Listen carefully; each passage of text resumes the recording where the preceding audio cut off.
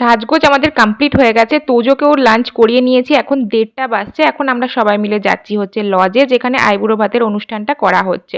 আর আজকে ছিল মেঘলা ওয়েদার, সেই জন্য কোনো রকম কষ্ট হয়নি গরমে হেঁটে আসতেও, রোদ যেহেতু ছিল না। এই সুন্দর ডেকোরেশনগুলো করা হয়েছে কারণ ফটোশ্যুট ভিডিও এই সমস্ত কিছু ভালো আসবে। আর এখানে আমি আর অপর্ণা মিলে একটা রিলস করে নিচ্ছিলাম তাড়াতাড়ি, কারণ এখনো ব্রাইড এসে পৌঁছায়নি।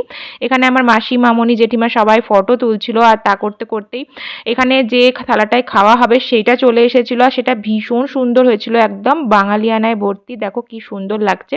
এটাতে করেই খাবার দেওয়া হবে আইবুড়ো ভাতের। আর এখানে আমাদের মিষ্টি ব্রাইড চলে এসেছে, যাকে দেখতে একদম জ্যান্ত মা লক্ষ্মীর মতো লাগছিল। শুধু মনে হচ্ছিল একটা ঘোড়া যদি কোমরে দেওয়া হয় তাহলেই বোধহয় লুকটা পারফেক্ট লক্ষ্মী ঠাকুর হয়ে যাবে। আর তারপরে এই যে সাজানো কমপ্লিট, যা যা মেনু আজকে হয়েছিল রান্নায় সেই সমস্ত কিছু সাজিয়ে দিয়ে দেওয়া হচ্ছে। আর এরপরে শুরু হবে এক এক করে আশীর্বাদ পর্ব, আর তারপরে শুরু হবে আইবুড়ো ভাত খাওয়া দাওয়া।